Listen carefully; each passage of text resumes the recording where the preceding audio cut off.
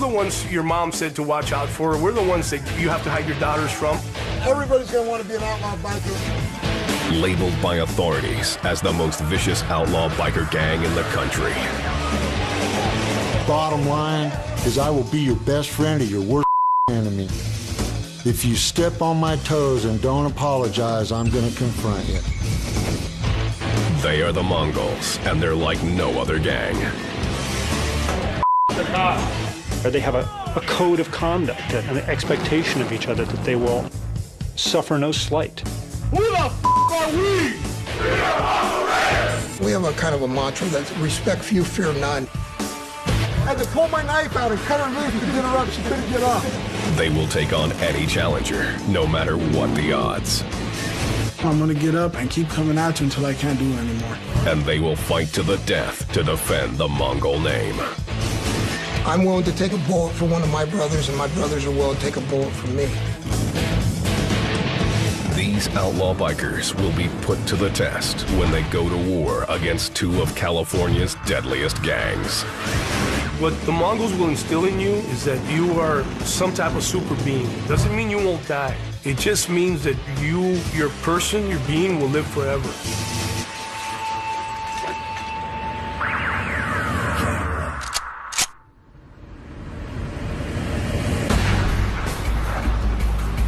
Commerce, California, November 1999.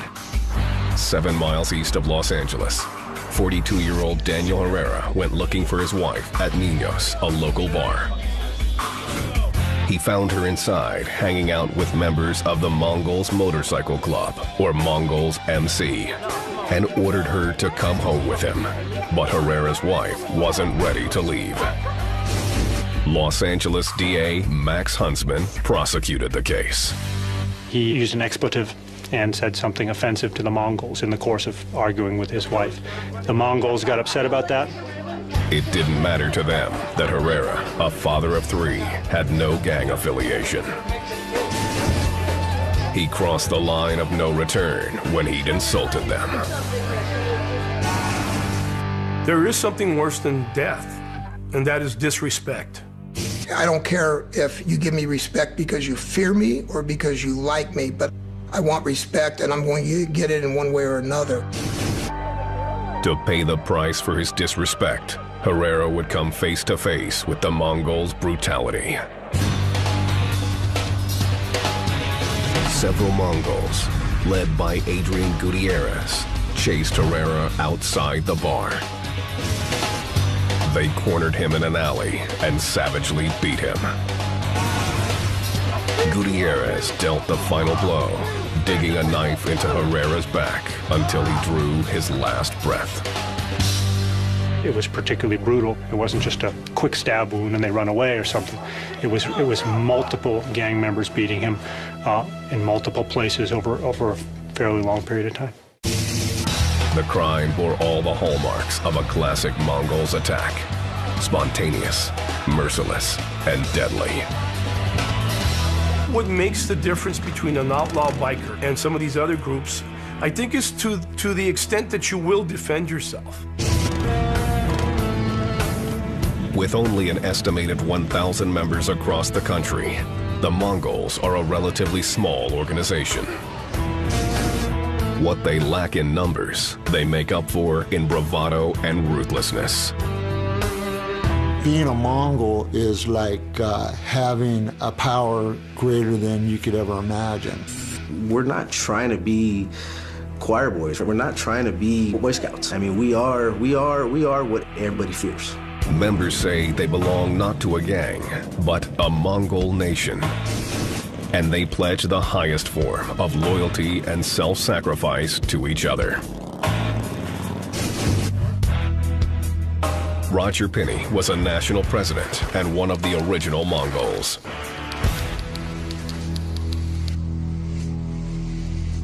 This was a family deal. That's what the Mongols were all about. One huge family. That's where it's supposed to be. I will give my life for this club. You know, don't get it twisted. Anybody out there watching this, I will die to make sure that the brother behind me can live, you know? Formed as an Hispanic alternative to white motorcycle gangs like the Hells Angels, the Mongols have established multi-million-dollar drug smuggling rings, competing with their rivals for a cut of the cocaine and methamphetamine trade.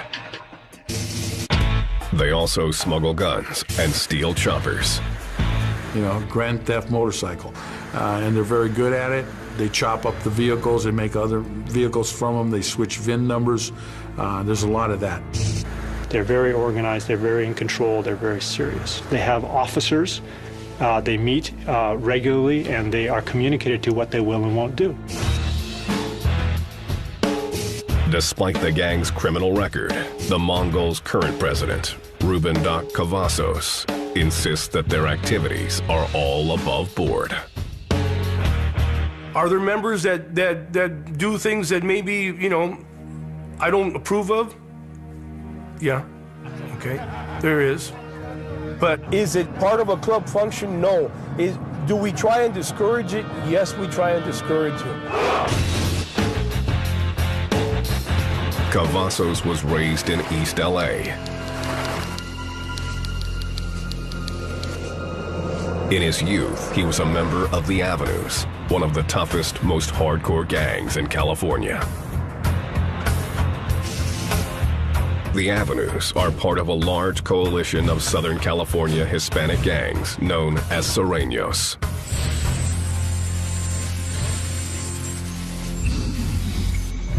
A group whose size grants them extreme power on the streets of LA. When you grow up in some of these poor neighborhoods, you end up depending on each other, from one gangbanger to the other. It becomes a family to you. Cavazos credits his early years as a gangbanger for giving him the training he needed to run his Mongol army. On the streets, it's all about respect, okay, and lack of. Okay, if you feel disrespected, you're going to take up arms or whatever you have to do to gain that respect. And almost immediately, you got to take up a weapon. There's just no way around it. It's survival. A love of motorcycles drew him to the Mongols. He rose through the ranks and in 2002 took the reins of the club. When I took the club over, it was known as an East LA club. You know, they want to call it a gang, but it's a club. An East LA club, and we're in just about every state in the nation now. And we're also in Mexico, Canada, Italy, Australia.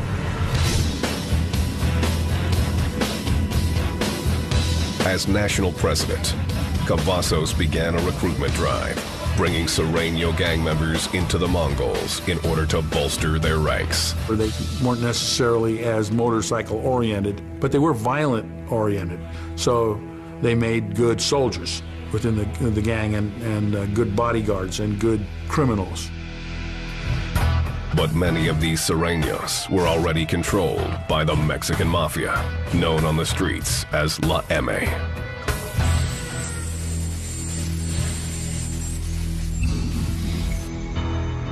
La M is one of California's most notorious criminal organizations, with as many as 50,000 foot soldiers working for them out on the streets.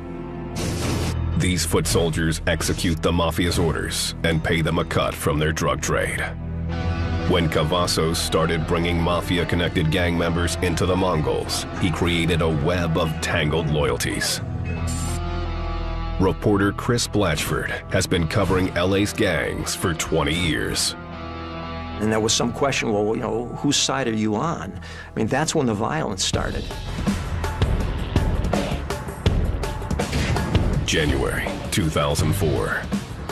The trouble began in Rosemead, California, a small town 11 miles east of LA. La Sangra, a gang loyal to the Mexican mafia, was running a methamphetamine lab out of a motel room. Profits from the operation were going to the mafia. Several Mongols who were staying at the same motel let their curiosity get the best of them when they walked by the room. They saw something they recognized as drug dealing, and they get into a verbal exchange with the gang members who are running the drug lab, and eventually it turns into a confrontation. After trading heated words, one of the mafia members pulled out a gun and fatally shot one of the Mongols. Police quickly descended on the motel, uncovering the meth lab. The incident infuriated Mexican mafia leaders, who lost $10,000 in the bust. They demanded that the Mongols cover their lost earnings. Mexican mafia felt that that was an insult to them, that they had lost money had the drug dealing not been compromised, and so they told the Mongols, "You owe us some money." Not only did the mafia order the Mongols to pay for the lost lab, they issued a bigger, sweeping demand. Because many of the new recruits working part-time for the Mongols had ties to the Mexican mafia, the mafia demanded a percentage of all the Mongols' drug sales. They see these other Latino kids joining the Mongols as people who have affiliation towards them. The Mexican mafia went, wait a minute, you're selling drugs and you're working with the Mongols and you're kicking back money to the Mongols? The Mongols are going to pay us a drug tax. A representative from the Mexican mafia paid a visit to the Mongols' president, Doc Cavazos. And he says to me, well, you guys need to pay your tío, which is uncle in Spanish. And I said, well, I'm not giving my tío anything. I explained to him that's not what we're about and that we are not giving up a penny. Cavazos later called together his Mongol army to take a vote that would determine the gang's fate. I asked him, what do you want to do? Meaning, do you want to pay them? How do you want to handle this? All at once, they just screamed, no, we're not paying them. When they stand up in unity and say, we'll go to war, it's really something, because they mean it. It was a question of respect. Authorities believed it would be a bloodbath. The Mongols, they don't control the whole system the way the Mexican mafia does. And the Mexican mafia is very patient and will wait until its opportunity arises, and then, a lot of people will die. The Mongols vowed they would never surrender. And to let you know that a Mongol will always win. A Mongol will always come out on top. I will not lose.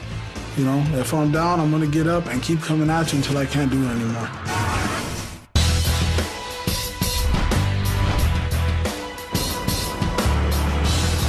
In 2004, the outlaw biker gang, the Mongols, prepared to go to war with the most powerful gang in Southern California, the Mexican Mafia.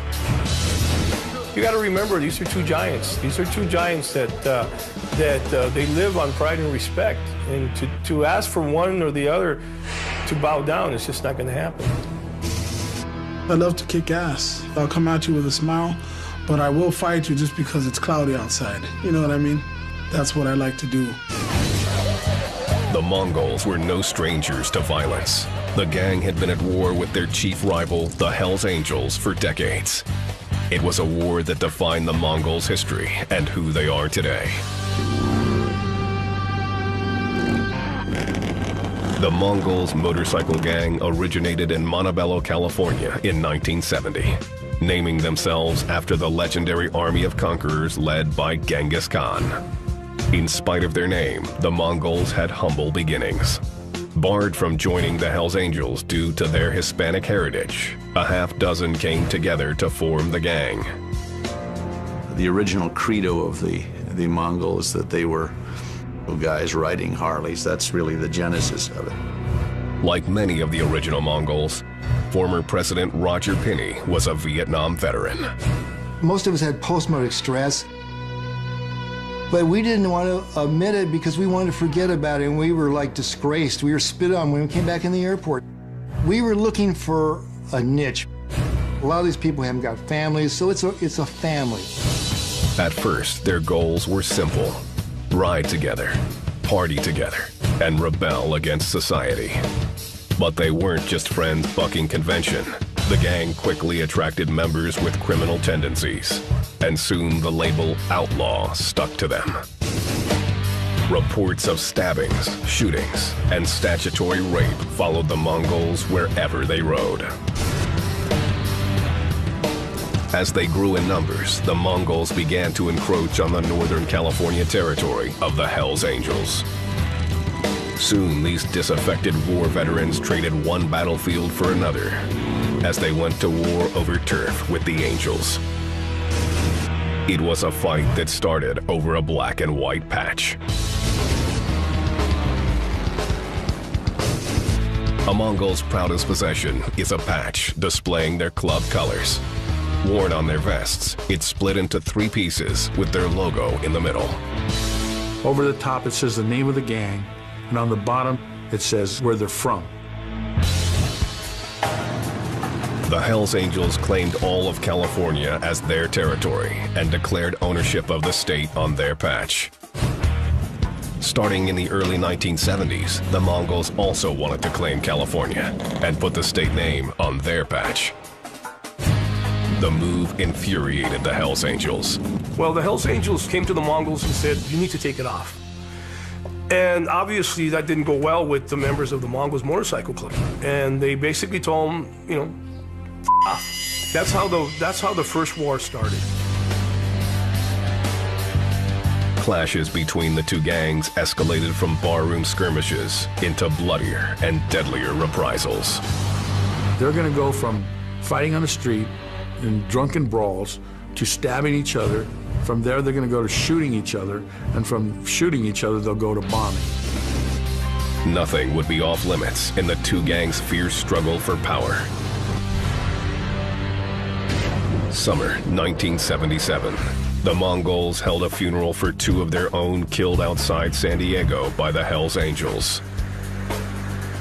Just before the ceremony began, someone dropped off a bouquet of red and white carnations, the Hells Angels colors. He sets him up near the deceased and proceeded down the street. Before anyone can do anything about it, the car that he had drove up in exploded. 3 Mongols were injured in the attack. 2 months later, the Angels struck again, setting off another bomb, this time in a Mongol's bike shop in Los Angeles. Somebody sent a motorcycle tire in there to have a flat fixed. Unfortunately, the only person working was the kid brother of a Mongol member. When the kid was changing the tire blew up. It blew up the whole building and killed the kid. The Mongols retaliated. At a biker bar in Lemon Grove, California, 126 miles outside LA, 4 Mongols attacked and killed a ranking member of the Angels. Soon after that, the Mongols executed a Hells Angels chapter president. The executions of 2 higher-ups in the Angels organization set off shockwaves throughout the biker communities. In a series of meetings, top leadership came together and the 2 rival gangs made a pact. The Mongols could continue to wear the California patch, but agreed they would not open any new branches in Northern California. The Angels would leave Southern California to the Mongols. After a decade of bloodshed, the brutal turf war was over. But the constant battles had drained the Mongol nation of resources, men, and morale. By the early 1990s, their ranks dwindled to about 100 members, an all-time low. The smart money was that they were on their way out. Realizing that they were on the verge of extinction, the Mongols relaxed their recruitment standards to disastrous results. In 1998, an agent with the Bureau of Alcohol, Tobacco, and Firearms was able to infiltrate the gang. For the next 2.5 years, the ATF built their case against the Mongols. In May 2000, more than 650 law enforcement agents raided the homes and offices of Mongol gang members throughout California, Colorado, Oklahoma, and Georgia. They came to everybody's house and they threw their flashbang grenades and they yanked people out of their homes and what have you. The operation nabbed 42 gang members on charges of arson, extortion, drug dealing, and murder. The raids failed to take down any of the Mongols' top leaders, and the gang was soon on the rebound, this time coming back even stronger. The ATF bust had been televised throughout Southern California, and the exposure proved to be good for Mongol recruitment. I think we almost doubled in size. It's amazing how people come to you and want to join. By 2001, the Mongols were back in business. Their rapid growth had them again looking to expand north. a move that was forbidden by their truce with the Hells Angels. We wanted to start a chapter of the Mongols in San Jose, California. The Hells Angels were claiming Northern California as all theirs. According to them, that was their territory. We were to stay out of it. The Mongols ignored the treaty and opened the branch, reigniting the two gangs' long simmering rivalry. Soon after we started the San Jose chapter, we were having these little skirmishes with the Hells Angels, little boxing matches here and there. After a while, communication was cut off, okay? When one side no longer wants to negotiate or speak, you can bet there's trouble coming. Laughlin, Nevada, April 27th, 2002.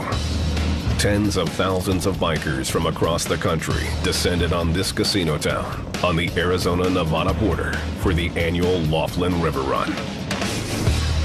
The Mongols and the Hells Angels had arrived in full force, but were keeping a safe distance from each other, staying at hotels on opposite ends of the Strip.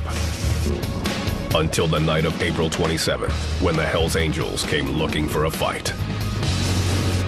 A group of angels went to drink at Harrah's, the Mongols hotel. The casino's surveillance camera caught their entrance on videotape. Roger Pinney, the acting president of the Mongols, was on the casino floor with then Sergeant-at-Arms Ruben Doc Cavazos and dozens of Mongol foot soldiers. I went over to Doc and I says, we need to defuse this problem before it happens, and he said, I think it's already too late. According to Pinney, hoping he could ease the tension, he ventured into the swarm of angels, his every move captured on surveillance tape. And I started to make a communication which started to work, and I was talking to them, and actually we were laughing. Suddenly, one of the Hells Angels, or HAs, lunged at a Mongol across the casino floor. The two gangs erupted in a sea of violence. I grabbed an HA to pull him off another Mongol, and I was stabbed 4 times. Pinney went down, while all around him, Mongols and Hells Angels continued attacking each other with hammers, knives, bar stools, and beer bottles.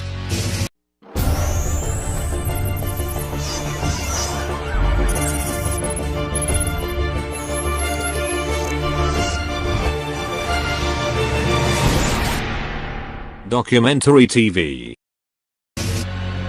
Within minutes, police stormed the casino and ended the brawl.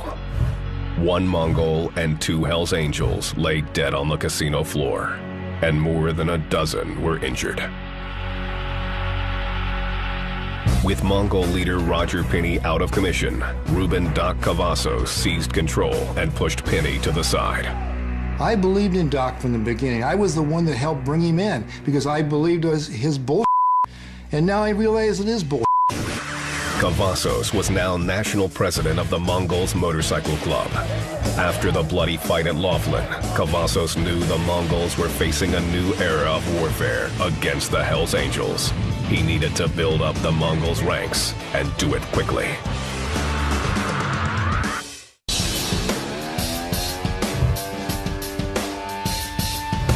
LA, 2002. After a decade-long truce between the Mongols Motorcycle Club and the Hells Angels, the two arch rivals went to war all over again. One of them is going to be the victor and one is going to be the vanquished. And whoever wins, of course, will try to expand their territory. Mongols President Ruben Doc Cavazos set out to grow his biker army as quickly as possible. The ranks of the Mongols numbered in the hundreds, while the Hells Angels had thousands of members spread out across the nation. Outmanned by their enemies, the Mongols launched an aggressive new recruitment strategy. Doc Cavazos went back to his street gang roots. He began enlisting part-time members with ties to other Southern California street gangs. And those Hispanic gang members sometimes didn't know how to ride a bike, didn't have a bike themselves. This was a violation of their own rules of conduct. For more than 30 years, the Mongols had a rule that every member needed to own and ride a Harley-Davidson motorcycle. Now, this was being suspended to increase membership. The decision stirred up controversy, and many Mongol veterans, like Tony Vodnik, didn't trust or respect the new recruits. To me, they're not bikers, they're gangbangers. They call themselves part-time Mongols. There's no such thing as part-time Mongols. You're a Mongol 100% or you're nothing. Members who joined the Mongols in the past usually went through a long initiation process. They had to learn the gang's rules and its constitution and perform tasks, some of them criminal, to get patched in.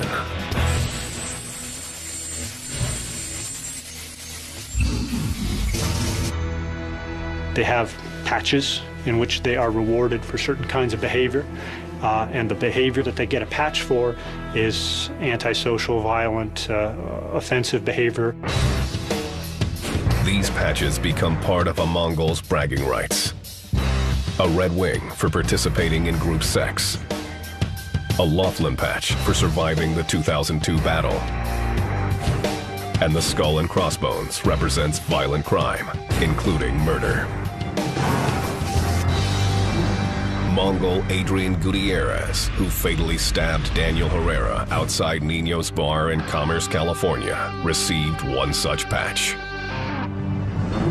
After Mr. Gutierrez committed the murder, shortly thereafter he showed up with a skull and crossbones patch. We learned that that was for killing somebody in support of the gang. And that's the kind of thing they take pride in.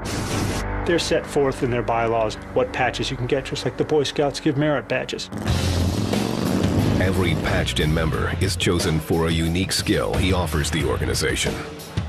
There may be a guy in the Mongols that's never done anything particularly violent, but he may be a good drug dealer, you know, and he's a money maker of some kind. Maybe he's not a drug dealer, but he has some other kind of scam going that he can bring money into the club. You know, another guy might be a stone killer, and he may be an enforcer, and that's what he's famous for. Each person has a role.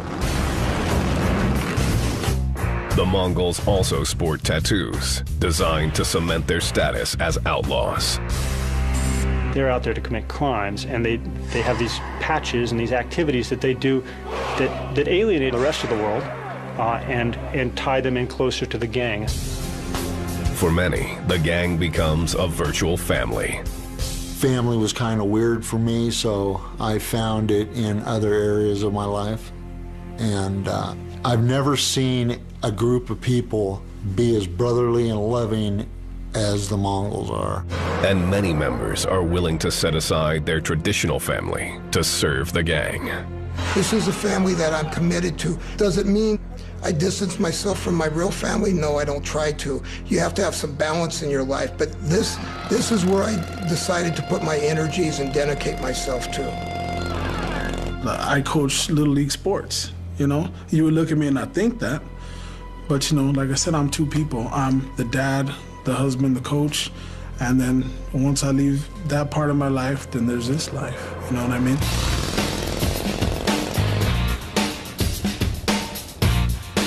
To be a Mongol requires following a strict military-like set of rules. Even with the influx of new recruits, Doc Cavazos insists that the membership guidelines remain mostly the same. We dictate what you're allowed to wear on your vest and what you're not. We dictate the type of shoes that you can wear, the way you stand, the way you act in public, even your face. You used to have what was called a war face, and that was your face in public. The meaner, the harder you looked, the less chance there was of somebody making a move, a violent move on you. Just like the Army takes people and tries to get them to change their life view, and the Mongols try to get you to change your life view and become a Mongol. Who the f*** are we? We are Mongol Raiders, the Raiders of the Night! Once inside, the gang follows a strict chain of command, with the president and vice president at the top of the organization. Underneath the leaders, there is a secretary, treasurer, and a sergeant-at-arms, followed by other specialized positions. I'm what they call a club enforcer. When there's people out there who don't really agree with what has to be taken care of, I make sure that they agree with it. I don't take no for an answer. Doc Cavazos leads his men like an army at war. He keeps frontline units at the ready for any crisis. We have response teams that are standing by in case there's a problem in any bar or restaurant. If there's a problem, they are to go in there and either save the member that's in trouble or else eliminate everybody who's caused him his death, okay, if that's the case. Cavazos also runs an intelligence unit that gathers information about rival gangs. I'll dress differently, and when the Mongols are headed to a bike function, I would enter it ahead of time, and I will mingle. And I will mingle and find out who's there, what clubs, what people. And I will not let on that I'm a Mongol. It's part of our intelligence. So it's very much like the military.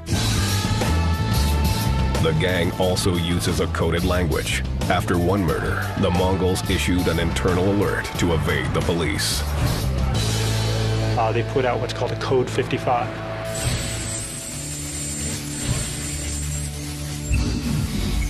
They told all their members in the area not to wear their colors, their vests that show the name of their gang, not to go out openly, not to carry weapons when normally they do carry weapons, and to avoid contact with law enforcement. That's the kind of organized criminal enterprise that allows them to function in the way they do.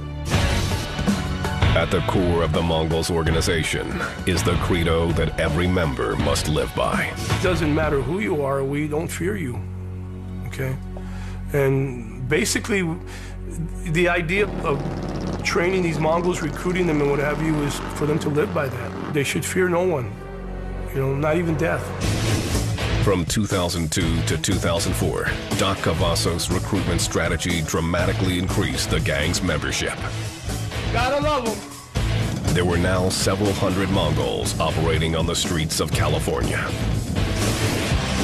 But these new members would put the gang's future in jeopardy and pit the Mongols in a life and death struggle with the mighty Mexican Mafia.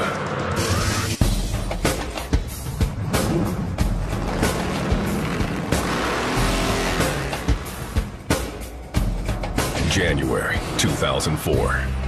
In order to fight its war in California against the Hells Angels, the Mongols Motorcycle Club was building up its membership. The gang was expanding in size and reach, but its new method of recruitment was backfiring. The Mongols' leader, Ruben Doc Cavazos, had welcomed members of LA's street gangs to join them as part-timers. But many of these recruits had ties to La M, or the Mexican Mafia, Southern California's most powerful gang. So you have a dichotomy. You can't serve two masters. Either you're a servant of the Mexican Mafia or you're a servant of the Mongols. And you can't be both, and that presented the problem. The Mafia was now demanding that the Mongols pay them a percentage of their drug profits as a form of tribute, and repay the $10,000 they lost when some Mongols caused the bust of a Mafia meth lab. It's just never going to happen. The Mongols will never pay anybody.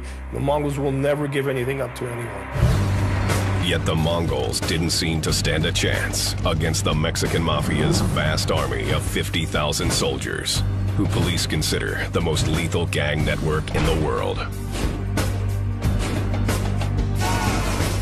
They're probably the most active gang and most prolific at killing. They control the streets. Authorities learned about the imminent war and, hoping to settle tensions without a body count, tried to warn Doc Cavazos to back down. Sheriffs used to pull up in front of my house and they used to say, "What are you going to do now, Doc?" You know, meaning, man, you guys, this is going to get ugly, this is going to get serious. And I used to almost be disgusted in that question. What do you think I'm going to do?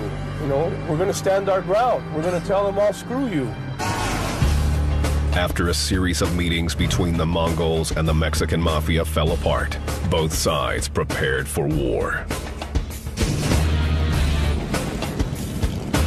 La Mirada, California, March 2004. Shortly after nightfall, a gunman pulled up to this tattoo parlor, frequented by the Mongols.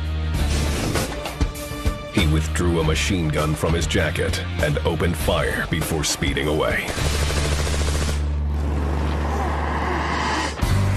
the shop owner was killed and a Mongol was wounded. The Mexican Mafia had drawn first blood, and things quickly heated up. If you shoot one of our guys off his bike, we're gonna come at you with everything we have. Whatever it takes. Wherever your imagination can go. I would be a soldier for this club no matter what.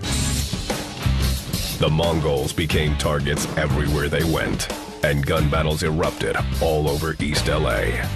We would be on the freeway, and a black SUV would get on up ahead of us, and when they'd pull up next to us, it would open fire on the motorcycle. There's people shooting at you. There's people trying to, throw you off the road, throw you off your bike. And we gave it back to them. I mean, I got to tell you, I'm not acting like we're just the victims. We're not. When the time came, we gave it back to them.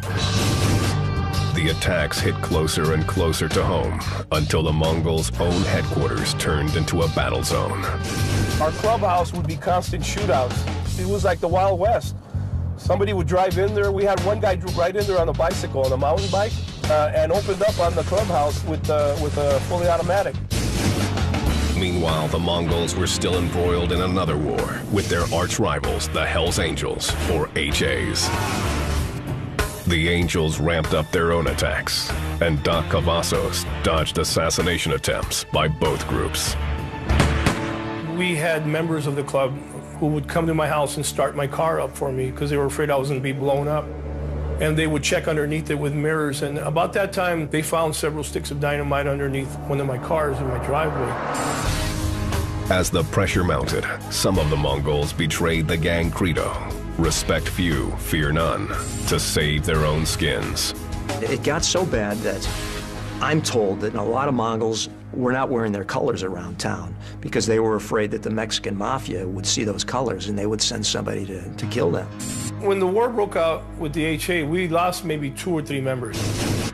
When the war broke out with the M, we lost about 20 members. Many of the Mongols' old guard openly blamed Doc Cavazos for the bloody siege. They said that if Doc hadn't recruited part-timers from Sureños gangs, they never would have been at war with the Mexican Mafia. Cavazos responded by forcing dissenters like veteran Roger Penny out of the gang. It's just when he realized people weren't happy with what he was all about. He kicks them out, which he has kicked out more people in his time of reign than the whole club has been together since the beginning of time.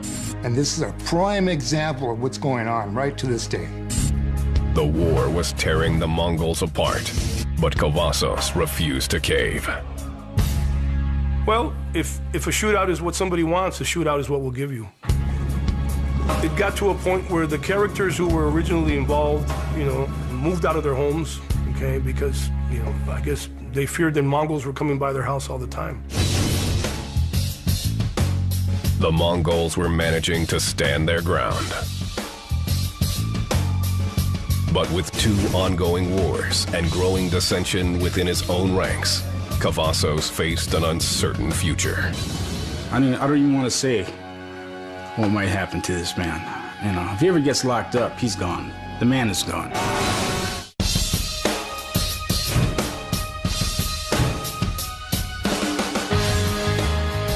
The Mongols were holding their own in a 2-fronted war with the Hells Angels and the Mexican Mafia.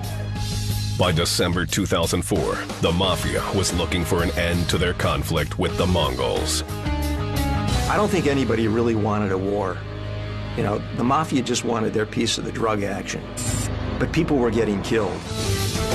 A representative from the Mafia approached reporter Chris Blatchford, hoping to send a message to Doc Cavazos. He told me basically that Doc was going to be a dead man if he didn't start playing ball with them. Through his reporting, Blatchford served as a go-between, and the 2 sides sat down together. In a closed-door meeting, representatives of the Mexican Mafia and the Mongols struck a deal to end the war. No one outside of that meeting knows what was agreed, but members of law enforcement believe a payment was made to end the bloodshed. I think everyone involved kind of realized, this is not going to go anywhere nice. Yet growing conflicts within the gang itself still challenged leader Ruben Doc Cavazos. There's a faction in the Mongols that don't think that Doc Cavazo is a real hardcore biker. They see him more of a politician and a manipulator who surrounded himself with some thugs that take care of him and sort of watch his back. Many of the old guard Mongols were thrown out of the group for questioning Cavazos. They accused him of weakening their organization by filling it with part-time gang recruits of dubious loyalty. So what's going on here with Doc? Part-time Mongol. If you have a bike, you earn that patch, you ride, and you act like you're a biker. You act like you conduct yourself as a biker. There's, I'd say, hundreds of brothers would like to come back, but they're never going to do it as long as Doc is in control, because they're not going to put up with it. We just have this, as far as I'm concerned, disease right in the middle of there still. But Doc's recruitment strategy appeared to have paid off. The Mongols had built up their ranks and endured a war with the powerful Mexican mafia. The long-standing feud with rival biker gang, the Hells Angels, also seemed to be cooling off, with charges pending against both sides from the violence at Laughlin. The gangs fell into an uneasy peace. These guys are all tough guys, but, they also want to live a life. I mean, I think that, bad choice of words maybe, but I think there was a feeling there, to bury the hatchet. The leaders, they don't want war. Nobody does. It's stupid. Our passion is riding motorcycles. It becomes difficult to ride your motorcycle when someone's trying to shoot you off of it. The battle may have died down for now, but animosity between the Mongols and Hells Angels runs deep. Here's the deal. You put a Hells Angel in front of me and he's got a ball-peen hammer in his hand, I'll shoot him. Straight up.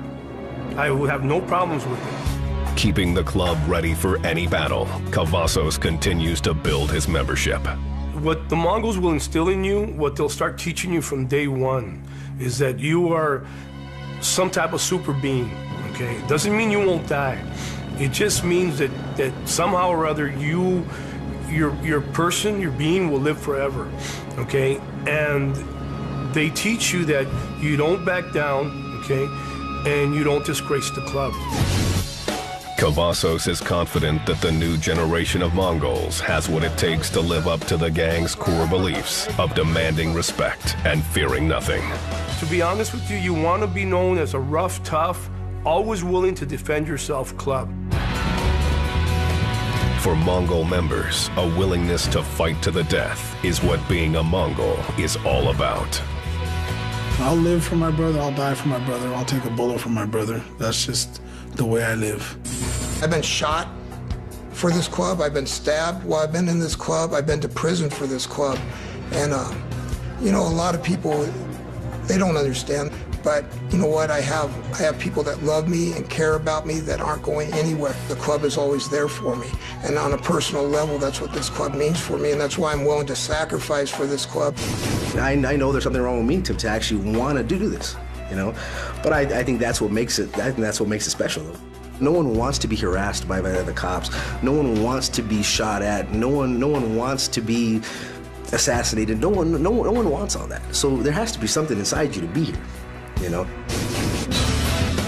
Even with the danger involved, the appeal of the gang shows no signs of letting up.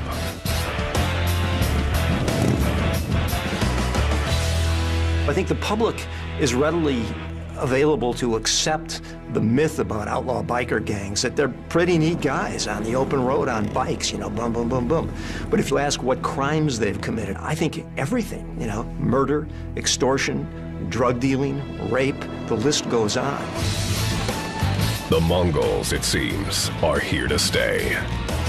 We won't stop coming. We're the Mongol nation. We will continue to do what we do no matter what. No matter who tries to stop us. The last time they tried to stop us, we got bigger. So every time they try to stop us, we're gonna get bigger. Dave.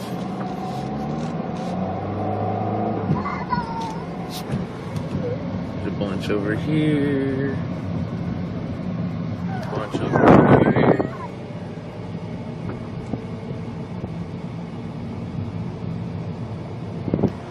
There's these guys up here waiting for something to happen. Oh, shit's gonna hit the fan.